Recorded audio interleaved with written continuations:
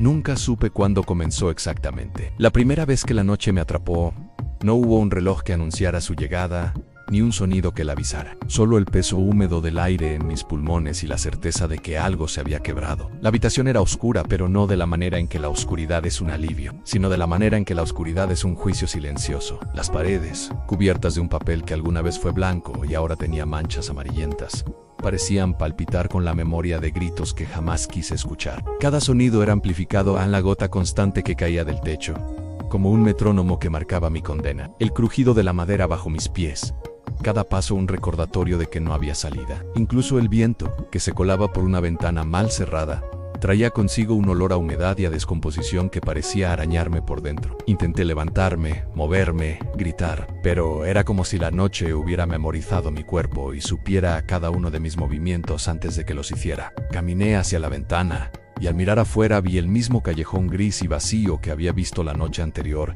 y la noche anterior a esa. Todo en este mundo repetido estaba hecho de rutinas que mordían la piel como hielo. Podía ver mi reflejo en el cristal, y no me reconocía.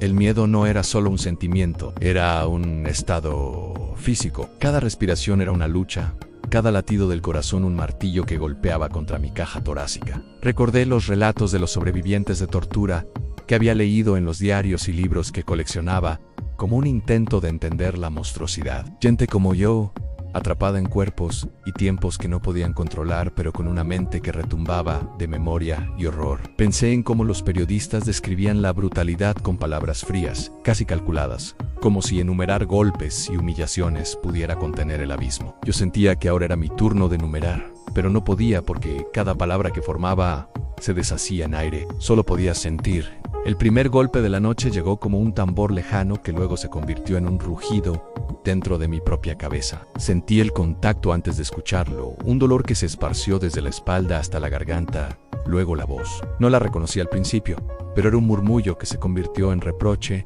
y finalmente en órdenes que no podía seguir. Mi memoria gritaba que esto ya había pasado, que había escapado y vuelto a caer, pero mi cuerpo obedecía igual que un animal domesticado. Intenté luchar contra la repetición, pero era inútil. Todo estaba diseñado para romperme, para que cada noche fuera idéntica y sin esperanza de amanecer. Afuera, las luces de la ciudad parpadeaban como testigos indiferentes. La misma señal de neón que anunciaba un café cerrado desde hace años parecía burlarse de mí con un rojo que se clavaba en mis ojos. Me di cuenta de que, en algún lugar, alguien estaba viviendo su propia rutina absurda, tomando su café caliente y riendo de un chiste, ajeno a la cicatriz que se repetía en mi alma cada noche. La sensación de invisibilidad me golpeó más fuerte que cualquier tortura física. No era solo el dolor, era la indiferencia del mundo entero. Intenté recordar algo diferente. Pensé en mi infancia, en la voz de mi madre llamándome desde la cocina, en el aroma del pan recién horneado, en la risa de un hermano que ya no estaba. Pero esos recuerdos eran como peces que se escapan de la mano, frágiles y fugaces. El dolor de la noche los devoraba antes de que pudiera aferrarme a ellos. Entonces comprendí que esta repetición no solo era física, era un ciclo de memoria, de emociones que se retorcían en un eco interminable, de historias que nunca llegarían a ser contadas. Caminé hacia la puerta, esperando que esta vez algo fuera diferente, que hubiera una grieta en la rutina que me permitiera escapar. Pero cuando la abrí, encontré lo mismo que siempre en la sombra del torturador que ya conocía. Los objetos alineados con precisión meticulosa para recordarme mi impotencia, y el reloj que marcaba la misma hora exacta, como si el tiempo mismo conspirara para mantenerme en esta noche interminable. Y sin embargo, mientras el dolor se repetía y mi mente se fragmentaba, comencé a notar detalles que antes pasaban desapercibidos. Una mota de polvo que danzaba en la luz de la lámpara, el sonido de la respiración del otro que se mezclaba con la mía, la textura de la pared raspando mis dedos. Eran fragmentos de realidad que por primera vez por en mí, pequeños recordatorios de que algo en mí seguía intacto, aunque todo a mi alrededor estuviera roto. Fue en ese instante que entendí que la noche no me pertenecía. Yo pertenecía a la noche, y solo reconociendo cada gota de dolor, cada sombra, cada silencio, podía empezar a trazar un camino dentro de su repetición. No había salida todavía, pero la conciencia de la propia experiencia era un gesto de resistencia, un acto silencioso de supervivencia. La segunda vez que la noche me atrapó fue distinta, y sin embargo igual. Había aprendido a anticipar la secuencia de sombras y golpes, como un lector que ya sabe el final de un libro, pero sigue leyendo, buscando un detalle que cambie todo. Caminé por la habitación con la conciencia aguda de cada objeto, de cada ruido, y sentí que mi mente se convertía en un cuaderno de notas. Un diario invisible que registraba la brutalidad con precisión clínica. Cada grito que antes me había paralizado ahora se transformaba en un dato, en una pista para desentrañar el patrón de la tortura que me tenía prisionero. El torturador ya no me sorprendía, pero la fatiga y el miedo seguían siendo un mar que me engullía en olas sucesivas. Sus movimientos eran medidos, casi coreografiados, y por un instante sentí un extraño respeto por la exactitud con que alguien podía planificar el dolor. La ironía no me hizo sonreír. Era un reconocimiento sombrío de que incluso en la maldad había un orden, una matemática que yo debía comprender para sobrevivir. En el silencio previo al primer golpe, comencé a preguntarme cómo alguien podría soportar la repetición infinita de una experiencia tan cruel, sin perder por completo la humanidad. Recordé entrevistas que había leído sobre sobrevivientes de campos de concentración, sobre quienes habían sido víctimas de tortura política en distintas épocas y geografías. Algunos hablaban de los olores, otros de los sonidos, muchos de la sensación del propio cuerpo convertido en un objeto extraño y ajeno. Lo que ellos describían parecía un eco lejano de lo que yo estaba viviendo, y al mismo tiempo, una guía silenciosa para no ceder al desvanecimiento de la conciencia. El primer golpe vino y resonó como un tambor sordo que se extendió hasta mis huesos. Intenté gritar, pero las palabras se deshicieron en un hilo de aire. No había ojos que me vieran, no había manos que me levantaran, solo el dolor y la conciencia de que el mundo seguía girando fuera de la ventana indiferente. Y allí, en la densidad del sufrimiento, apareció un pensamiento extraño en sí.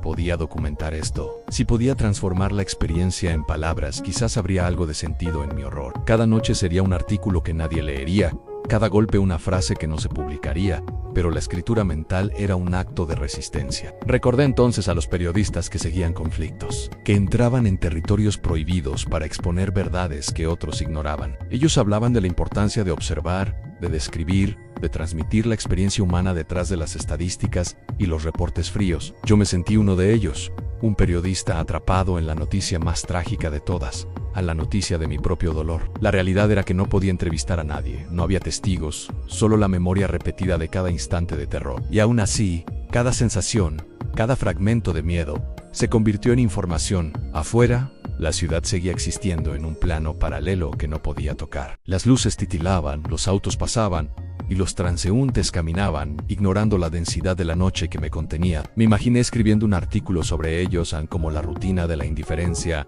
se mezclaba con mi sufrimiento, como la vida podía continuar mientras alguien vivía un infierno repetido sin descanso. Sentí una punzada de ira, mezclada con tristeza, pero también un extraño alivio. No estaba solo en mi observación, aunque la compañía fuera invisible y silenciosa. El segundo golpe llegó con la misma precisión y la misma sensación de inevitabilidad, pero esta vez decidí hacer algo diferente. Respire hondo, concentrándome en los detalles que antes pasaban desapercibidos, la textura rugosa de la pared bajo mis dedos, el olor metálico del sudor y la sangre, la sombra que se movía en el suelo proyectada por la luz de la lámpara. Cada uno de estos detalles era un ancla, un recordatorio de que mi percepción todavía podía existir más allá del dolor. La repetición no podía borrar mi conciencia, ni mi capacidad de notar lo que me rodeaba. En un momento, mientras el torturador se acercaba con movimientos precisos y sin misericordia, me encontré pensando en la poesía, en cómo los poetas capturan el instante, el sufrimiento, la belleza e incluso en la desesperación. Quizás esto era mi forma de poesía, al registrar el dolor con ojos de periodista y corazón humano. Y aceptar que, aunque el mundo fuera indiferente, mi experiencia era auténtica y única. Y mientras la noche se prolongaba, y las horas parecían dilatarse hasta hacerse infinitas, sentí un pequeño cambio. La repetición seguía, pero ahora había algo que no estaba antes, a la conciencia de mí mismo. La capacidad de observar, de reflexionar, de encontrar un sentido mínimo dentro del caos. Comprendí que no era solo víctima, sino también testigo de mi propio sufrimiento, y que esa doble función podía ser una especie de libertad dentro del ciclo interminable. La noche avanzaba, y con ella el dolor, las sombras, los golpes, pero algo había cambiado. A mi mente comenzaba a resistir no solo físicamente, sino psicológicamente. Cada detalle observado, cada pensamiento articulado, era un paso silencioso hacia una forma de supervivencia que no dependía de escapar de la noche, sino de encontrar luz dentro de ella, aunque fuera tenue, aunque fuera mínima. La tercera noche llegó con un susurro distinto, como si la oscuridad misma quisiera probarme. Caminé por la habitación reconociendo cada grieta en el piso, cada mancha en la pared, pero esta vez no buscaba escapar. Buscaba entender. El dolor seguía presente, exacto y cruel, pero había algo que no podía ser medido ni golpeado en la conciencia de mi propia resistencia. Cada golpe era una frase, cada bofetada un párrafo, y mi mente comenzaba a escribir la historia que el cuerpo no podía contar. De repente, percibí un cambio sutil en la rutina. El torturador cometió un pequeño error. Tropezó con una silla que yo recordaba perfectamente colocada de manera distinta. Mi corazón dio un vuelco. Por primera vez, la repetición mostró una grieta, un resquicio que podía ser interpretado, observado, explotado. La atención, entrenada durante noches enteras, me permitió notar lo inesperado en un leve temblor en su mano, una pausa casi imperceptible antes de continuar. Era como si la misma noche, consciente de mis observaciones, me ofreciera una oportunidad que nunca había existido. Pensé en los investigadores que seguían pistas en crímenes complejos, en cómo cada pequeño detalle podía derrumbar años de rutina aparente. Yo era mi propio investigador y víctima al mismo tiempo, y la paradoja me daba fuerza. Cada sonido, cada sombra, cada olor se convertía en evidencia. Empecé a dibujar mapas mentales de la habitación, rutas de escape que solo existían en mi memoria, probables respuestas del torturador ante cada movimiento mío. La lógica, el análisis, la observación, todo se convertía en un escudo contra la repetición infinita.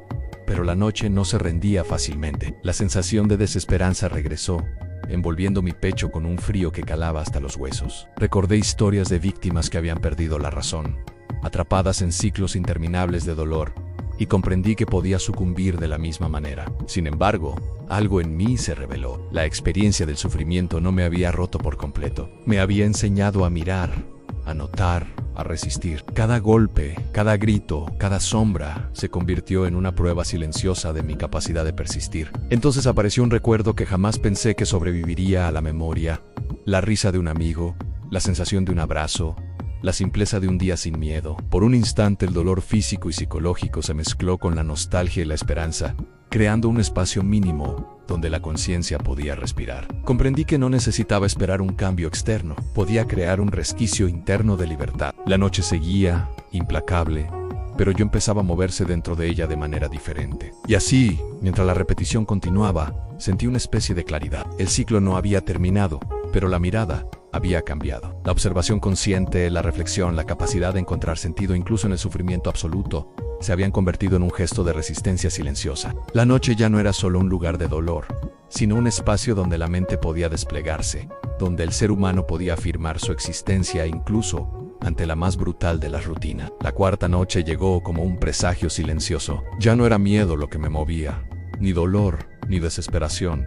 Era una especie de vigilancia interna. Cada golpe, cada sombra, cada crujido de la madera era recibido con la atención de un investigador y la paciencia de un monje. Había aprendido a reconocer los patrones, a anticipar los movimientos del torturador y a interpretar la repetición como un lenguaje que podía descifrar. La noche seguía siendo brutal, pero ahora tenía un sentido más profundo: no escapar, sino entender, resistir y existir dentro del dolor. En medio de la rutina, apareció un detalle que nunca había notado: una grieta en la pared apenas visible, a la altura de mis ojos, como una cicatriz minúscula que reflejaba la luz de la lámpara de manera distinta. Me incliné y observé cómo cambiaba según mi ángulo de visión. Era un gesto casi poético de la realidad, un recordatorio de que incluso en el lugar más oscuro y repetitivo, hay imperfecciones, variaciones que pueden ser interpretadas como caminos hacia la libertad. Me pregunté cuántas veces había pasado por esa habitación sin ver nada, y cómo la atención plena podía transformar el horror en conocimiento. Los golpes comenzaron,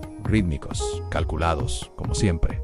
Pero esta vez los recibí sin rendirme. Mi cuerpo estaba adolorido, más que los tensos, pero mi mente estaba clara. Documentaba cada instante, cada sensación, cada emoción. Observaba al torturador buscando signos de vulnerabilidad, buscando la repetición quebrada que podía darme una ventaja, y al mismo tiempo reflexionaba sobre lo que significaba vivir en un ciclo sin fin, sobre cómo el sufrimiento podía ser una escuela inesperada de resiliencia. Recordé las historias que había leído sobre sobrevivientes, como algunos encontraban sentido en los detalles más pequeños, como cada observación, cada gesto, cada respiración podía convertirse en un acto de resistencia silenciosa. Comprendí que eso era lo que estaba haciendo yo, resistiendo a través de la atención, registrando el presente, convirtiendo el dolor en conciencia. Era un periodismo íntimo, un relato de primera mano que nadie leería, una crónica del horror que se volvía arte de sobrevivir. Y entonces, por primera vez, algo cambió. La repetición no se rompió por completo, pero apareció un instante de elección, una pausa mínima del torturador, un resquicio en la rutina que me permitió moverme de manera diferente. No fue un escape físico, pero sí un escape interno. Pude decidir cómo sentir como observer, cómo interpretar cada golpe. La tortura seguía, pero ya no me definía. Yo definía mi relación con ella. La noche permanecía, pero la percepción era mía. Cerré los ojos y respiré profundamente. Recordé mi infancia, la risa de mi madre, la luz del amanecer, el sabor del pan recién hecho. Esos recuerdos, tan pequeños y cotidianos, se volvieron un refugio. Comprendí que incluso en el ciclo más oscuro, la memoria, la conciencia y la atención eran herramientas que nadie podía arrebatarme. La noche seguía siendo larga, pero había aprendido a habitarla con dignidad. Había encontrado luz en la sombra, significado en el dolor, humanidad en la repetición. Quizás no hay manera de escapar de ciertas experiencias, de ciertos ciclos, pensé mientras el último golpe resonaba en la habitación. Pero siempre existe la posibilidad de observar, de reflexionar, de transformar el sufrimiento en conocimiento, resistencia y, en última instancia, libertad interna. Esa fue la lección que la noche me enseñó, Anne, que incluso en el lugar más oscuro, incluso en la experiencia más cruel, el ser humano puede encontrar su luz. Gracias por acompañarme en esta historia. Si te gustó este viaje a través de la oscuridad y la resiliencia, suscríbete para más contenido que explora lo humano, lo poético y lo inesperado. Dale like si sentiste cada instante y compartí esta historia con alguien que necesite recordar que incluso en los momentos más difíciles, la conciencia y la reflexión pueden ser un acto de supervivencia.